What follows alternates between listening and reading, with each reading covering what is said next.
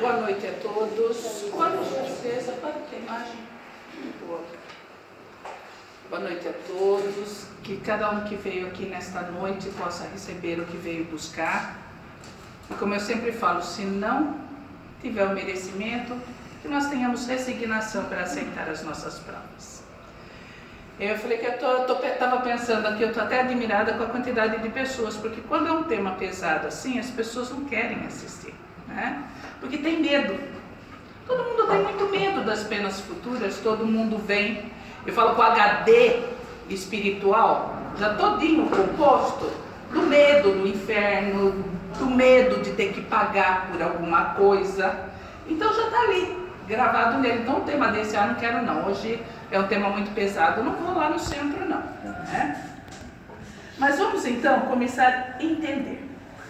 Pena, o que é pena? Pena, punição, né, na forma jurídica, pela qual o Estado, vamos dizer, o país ou a cidade, reprime a violação da ordem social e vem sofrendo, nós sabemos que as penas que nós temos na sociedade vem sofrendo diversas mutações à medida que as instituições humanas, que as leis humanas vão progredindo no decurso do tempo.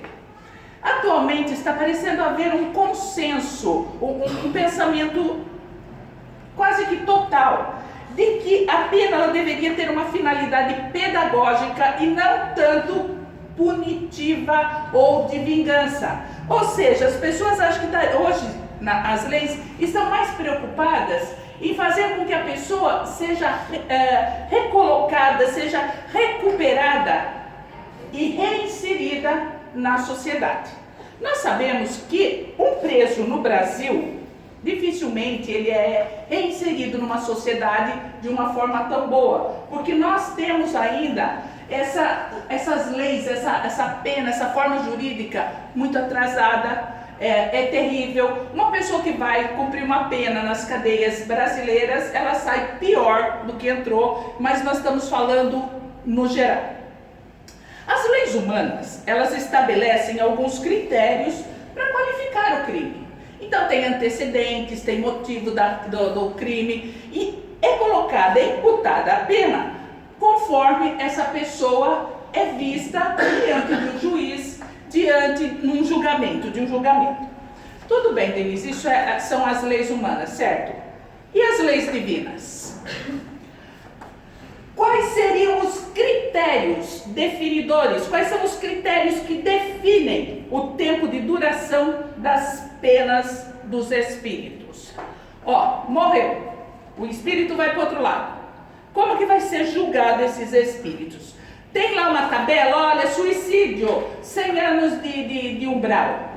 O outro morreu, mas ele era um bandido, ele roubava, tem 30 anos. O outro é um suicida, uns 120 anos. Está escrito isso? Bem, sabemos que acima dos sistemas legais, porque os sistemas legais na sociedade, no mundo que nós vivemos, cada país tem as suas leis. E eles têm um critério, olha, para assassinato é 30, 40 anos de prisão.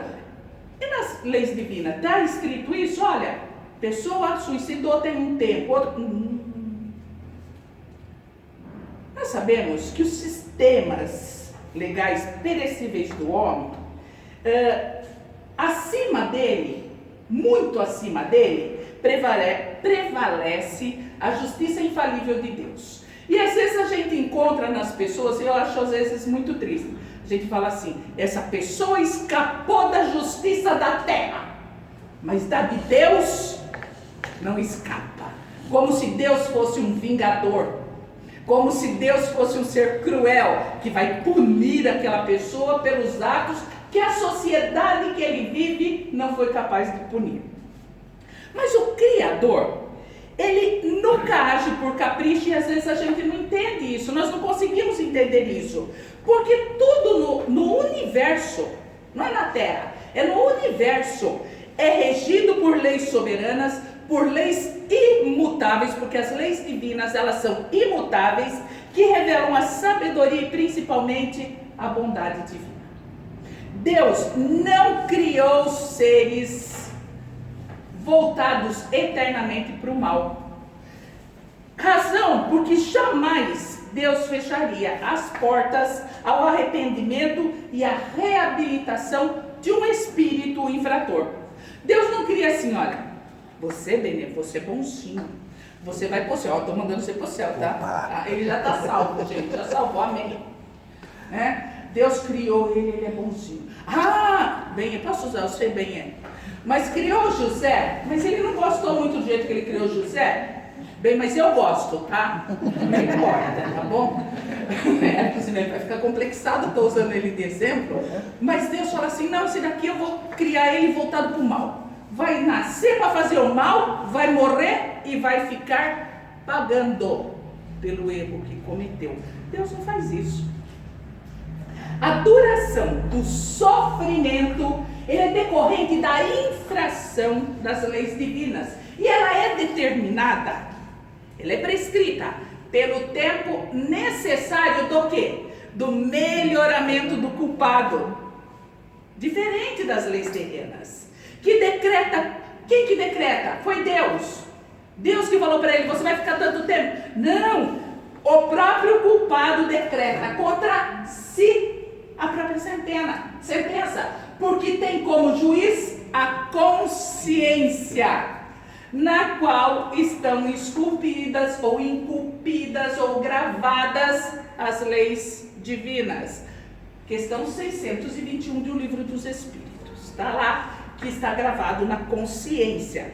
Então, tem gente que acredita, e eu acho muito bonita essa inocência, que a pessoa vai morrer. Ela vai chegar do outro lado, vai ter alguém lá com um caderninho. Olha, Deni, você foi tão bonzinho, você fez isso, fez isso. E você errou em tal coisa, então sua pena é essa.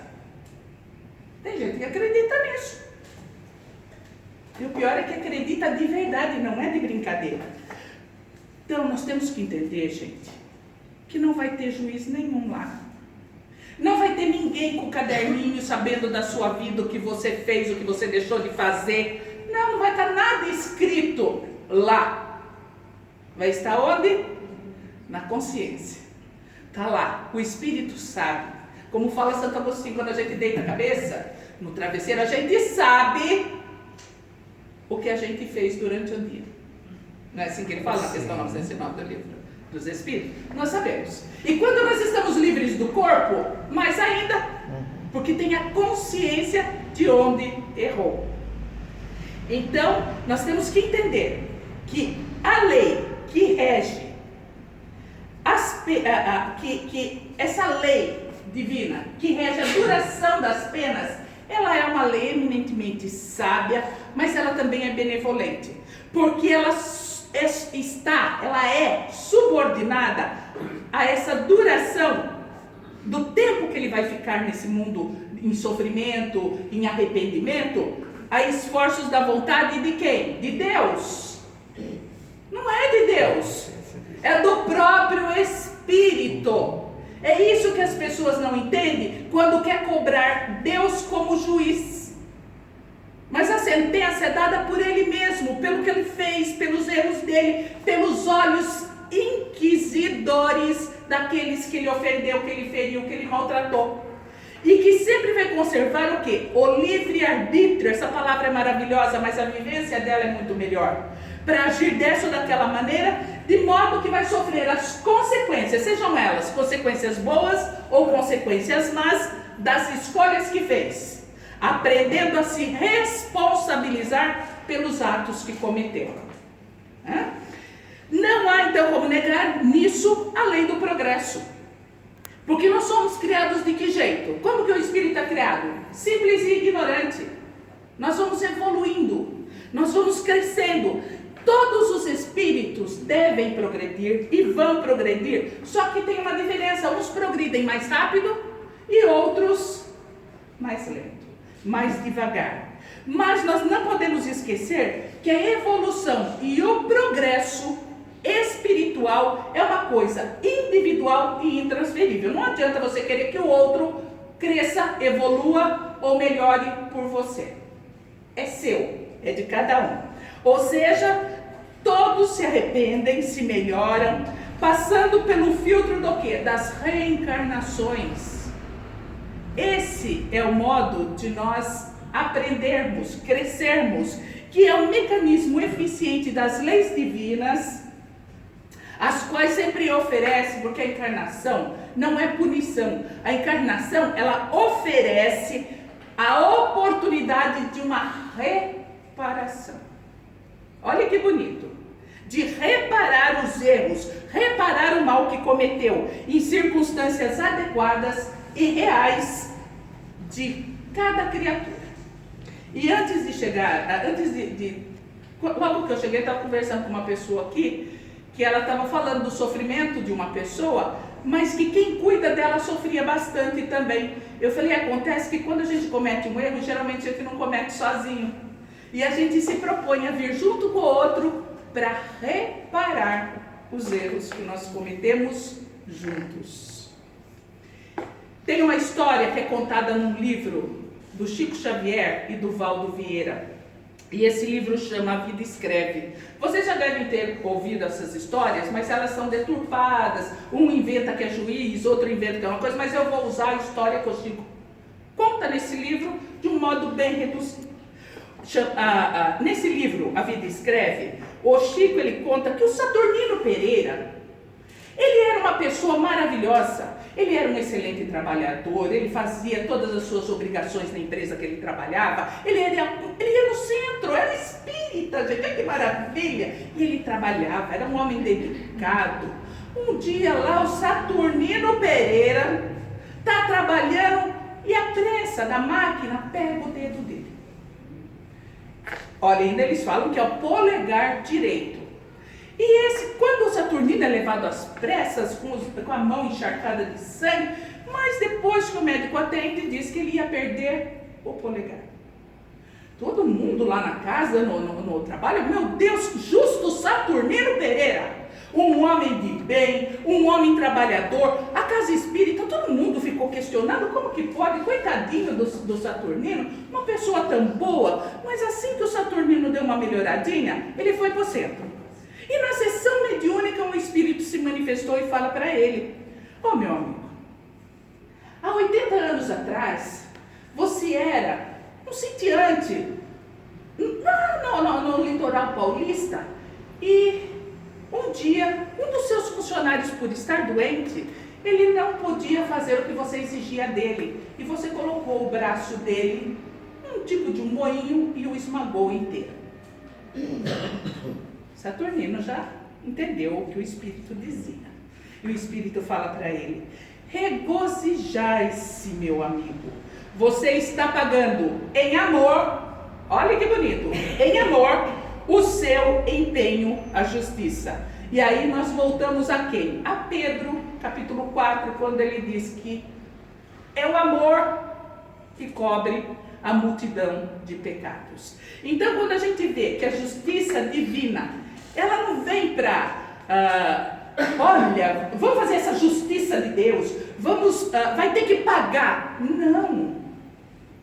A pessoa não precisa pagar desse modo. Ainda que o espírito, porque tem muito espírito que é endurecido, tem espíritos que são maus, ainda que ele pretenda permanecer, continuar na maldade, fazendo o mal, na ignorância, vai chegar o dia em que ele próprio, ele vai sentir uma irresistível necessidade de sair da escuridão, sair desse sofrimento em busca da luz. Mas Denise, se ele é um espírito mau, se ele está lá poderoso, grandão, porque a gente sabe que os espíritos maus também estão lá na hierarquia deles, e alguns são muito poderosos. Ah, meus amigos, só tem um negócio. O espírito mau, ele pode até ter poder, mas ele não tem felicidade. Então, quando ele se toca, fala, não, eu quero a luz, ele vai deixar tudo para trás para voltar-se para Deus. E eles são chamados de espíritos de arrependimento tardio. A doutrina das penas eternas, tal como o inferno que a gente aprendeu, todo mundo conhece o inferno aqui, né? Vocês conhecem? Não? Eu não fui lá. Até parece. Mas vocês já ouviram pelo menos alguém que foi contar o que acontece lá, não ouviram? Porque a turma fala que lá tem o fogo eterno, que aquilo fica queimando, tem os caldeirões. Já ouviram falar disso, né? Ninguém lembra, mas já ouviram falar. Tudo bem, tá? Essa doutrina do inferno de chamas, ela prosperou muito, sabe quando? Ela prosperou quando o temor podia dominar as pessoas. Vocês viram que quando eu falei do inferno, todo mundo riu? Por que todo mundo riu? Porque ninguém mais acredita nesse inferno, essa é a verdade. Olha que bom! Mas tem que tomar cuidado, porque não acredita no inferno, mas acredita na onde? No umbral. Gente, o espírita só mudou de nome. Lá tem fogo. Ó, gente, eu já falei, quando eu for para o umbral, eu sou que nem o Medrado, eu vou fazer campanha para ele, eu vou asfaltar lá. Não quero mais ninguém pisando naquele lodo, naquela sujeira, naquele lugar sujo. Vai todo mundo, ó, daí já vai levar política para lá. Vou levar política para lá. Tá?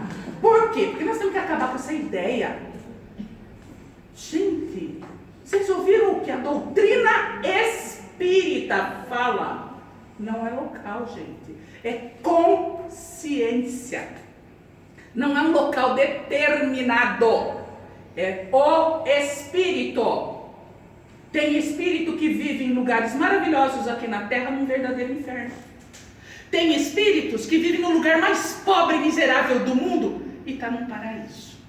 Do mesmo modo, o espírito que deixa o corpo e vai para o mundo espiritual. A gente não consegue entender isso ainda, não entendo por quê.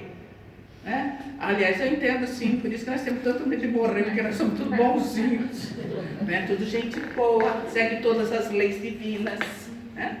Então essa doutrina, ela serviu sim como um freio humano, mas quando ainda não havia um entendimento intelecto-moral, as pessoas não conseguiam compreender a vida futura, uma ideia de um mundo melhor. As ideias deles de Deus e de castigo era uma coisa muito pequena. Aquele Deus que pune, aquele Deus mau. A proporção que o Espírito ele foi adquirindo essas luzes do conhecimento, né? Luzes de experiência, de inteligência, passou então a compreender melhor, entender melhor os aspectos espirituais. O que fala João? Conhecereis a verdade?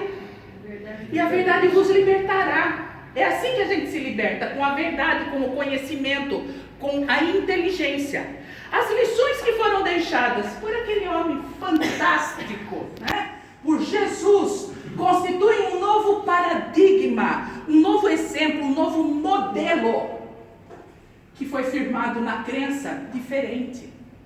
Agora, de um Deus bom, sábio, justo, clemente, amoroso, e que veio substituir.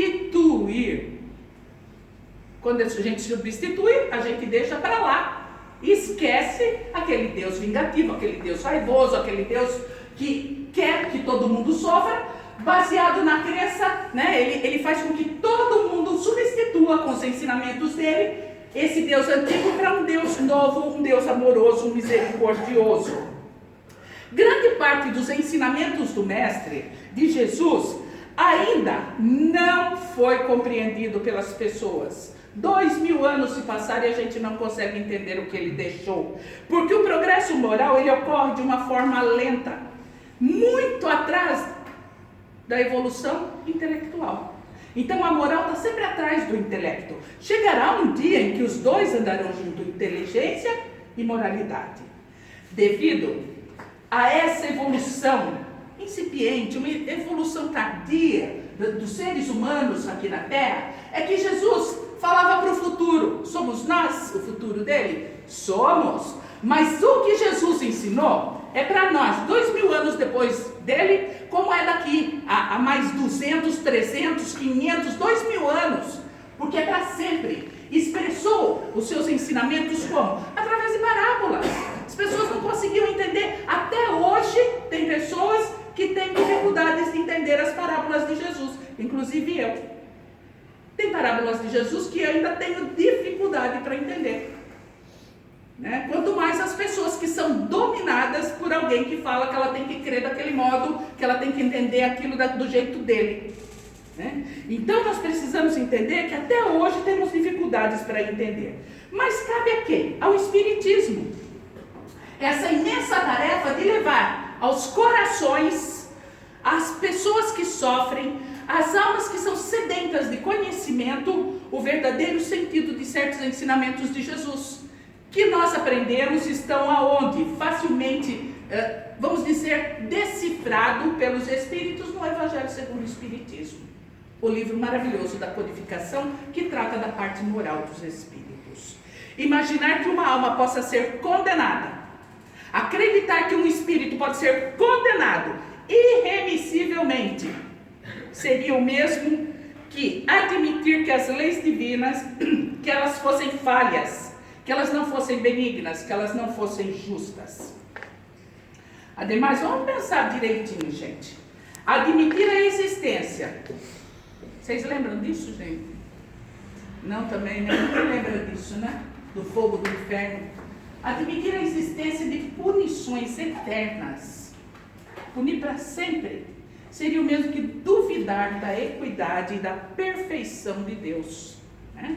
Visto que essas penas seriam sempre desproporcionais, por pior que fosse o ato cometido numa curta existência. A pessoa acredita que vive uma vez só. No momento de desespero, ela faz uma loucura, ela se suicida, ela pratica um aborto, ela acaba matando uma pessoa. Vai ficar o resto da eternidade no inferno por um ato que ela nem pensou em cometer? Se você pensar isso, é uma coisa absurda, né? Então, acreditar nesses invenções, vamos dizer assim, para dominar as pessoas, seria acreditar que Deus é muito mau. E se assim fosse, o que teria acontecido? Pior de tudo, Deus teria falhado. Deus falhou, né? Criou almas boas, aquela ali não cometeu nenhum pecado, aquela pessoa maravilhosa vai para o céu, e aquele coitado num impulso, num momento de desespero, cometeu uma loucura, vai para o inferno. Deus falhou para criar esses espíritos. Então, nunca é demais nós relembrarmos que entre os antigos, gente, nós temos que lembrar isso, a palavra eternidade também não tinha o mesmo significado que nós vemos hoje. A palavra eternidade era um tempo longo, era um tempo espaçado, então diferente do que nós entendemos. Significava, então, muito diferente do perpétuo que nós queremos dizer sobre a eternidade hoje. A rigor, a crença nas doutrinas das penas eternas conduz ao seguinte dilema, que eu gostaria que todos vocês se lembrassem disso. Isso está no livro Céu e Inferno e ele questiona. Ou Deus é perfeito e não existe penas eternas, ou existem penas eternas e Deus não é perfeito. Então lembra sempre disso daí. Se tem penas eternas, Deus não é bom, Deus não é perfeito. E é uma das... no livro dos Espíritos fala que Deus é bom. Então é um dos adjetivos dados a Deus. E se ele faz uma coisa dessa, ele não é bom. Exatamente por isso, o dogma da eternidade das penas absolutas é incompatível com o progresso das almas, porque as almas progridem, os espíritos evoluem, e não há razão para impor penas e sofrimentos para sempre. No que diz respeito às penas futuras, a doutrina espírita ela se baseia nas observações dos fatos, não nas teorias preconcebidas. O que é a observação dos fatos? É o que Kardec chama de ciência espírita. E por que ciência espírita? Porque são os próprios espíritos que vêm contar aos homens, vêm contar para nós, através dos médiuns, a sua situação, feliz ou infeliz no mundo dos espíritos, descrevendo em detalhes como eles se sentem após a morte do corpo físico. E quem nunca teve a coragem de ver, de pegar, de estudar, tudo isso está no livro O Céu e o Inferno. Tem depoimentos lindíssimos, tem depoimentos que você chora e tem depoimentos que nos alertam. Aliás, todos eles nos alertam, na verdade, né? Mas nós temos que entender que os espíritos, então, eles não estão assim nós não estamos assim só acreditando porque nós ouvimos falar. Não, são eles que vieram contar. Os espíritos da codificação, eles resumem o Código Penal da Vida Futura em 33 itens. Eu acho fantástico essa parte do livro Céu e Inferno. De onde eles destacam 2 itens quando se fala das penas infligidas aos espíritos infratores. 2 itens. É o 12º, quando ele diz, olha só, não há regra absoluta nem uniforme quanto à duração das penas. Não existe. A única lei geral é de que toda falta, tudo que a pessoa faz aqui, vai ter que receber eu não gosto dessa palavra, mas está lá no livro, uma punição, e toda boa ação vai receber a recompensa segundo o seu valor. E a 13ª, que diz que a duração do castigo está subordinada à melhoria do espírito. Sofre até que ele queira. Até que ele fala, não, chega, não quero. Eu quero melhorar, eu quero ajuda. Então, é até esse período. Nenhuma condenação é pronunciada contra ele por tempo determinado. O que Deus exige para que acabe, para que termine o sofrimento, é uma melhoria, que a pessoa, uma melhora verdadeira, efetiva, com um retorno sincero ao bem. Não adianta como muitas pessoas pensam, eu errei, olha gente, eu pedi perdão, Deus me perdoou, posso continuar fazendo o que eu quero. Não. Olha lá, uma melhora verdadeira, efetiva, com um retorno sincero ao bem. O espírito é assim e sempre. Veja bem, Deus é que julga? Veja o que fala essa frase. O espírito é assim e sempre árbitro do seu próprio destino. Pode prolongar os seus sofrimentos pelo seu endurecimento no mal, mas ele também pode abrandá-los e até mesmo abreviá-los pelos esforços que pratica no bem. Ah, vocês lembram lá? O amor cobre a multidão de pecados. Então, numa condenação por tempo determinado, teria o espírito um duplo inconveniente de continuar o seu martírio, sofrendo, o espírito sofrendo o renegado, ou também de libertá-lo do seu sofrimento quando ainda pertence ou pretende continuar no mal, né? Então, se fosse um tempo determinado, olha, para uma pessoa que é um corrupto, ele vai ficar 150 anos no umbral. Ah, passou 150 anos, vamos libertá-lo. Mas ele continua mal. Ele pagou? Não, ele está falando lá que tem que ser verdadeira e efetiva de retorno ao bem. Ah, mas ele se arrependeu quando fazia 20 anos que ele estava lá no mundo espiritual. Não, mas agora ele vai ter que cumprir 120, tá certo? Não.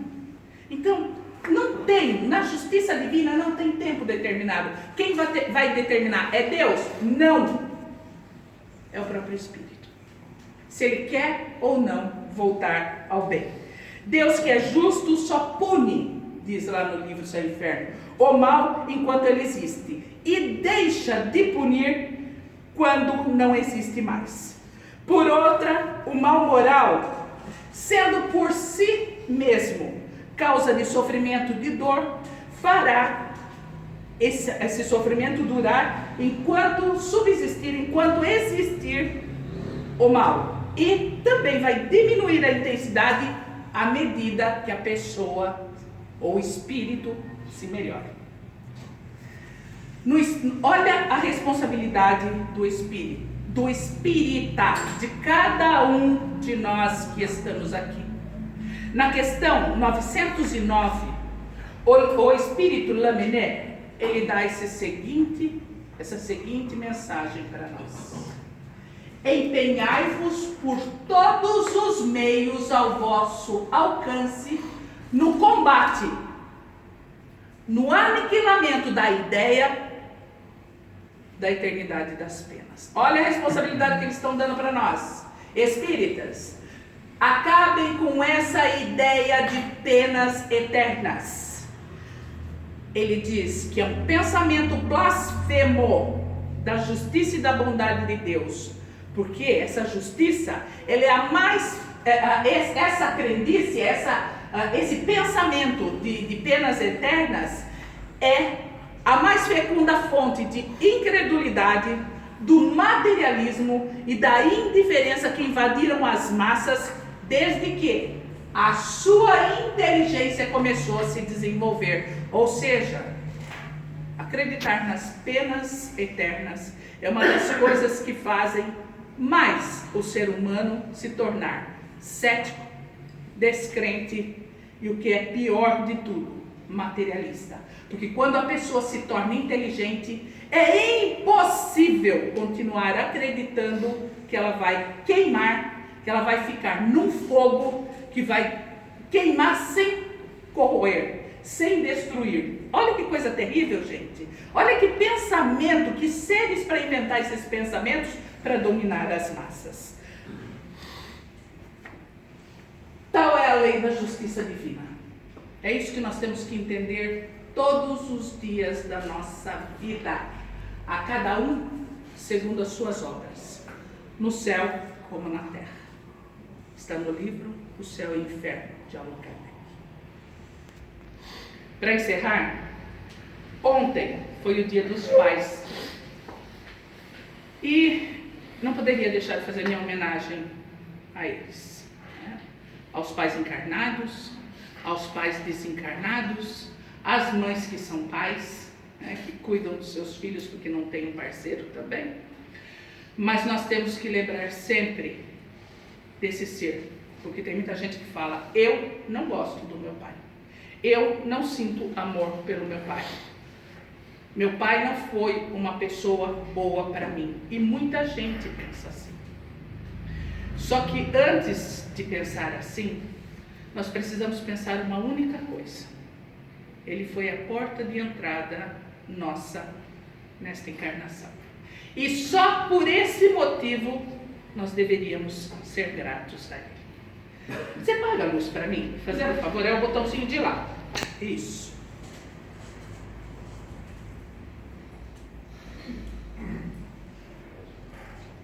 Eu vou por alto porque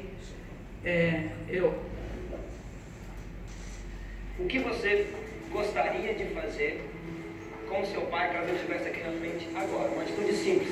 Se você pudesse fazer alguma coisa com ele agora, caso ele estivesse aqui na sua frente, uma coisa simples, que poderia ser realizada aqui, agora, o que você gostaria de fazer?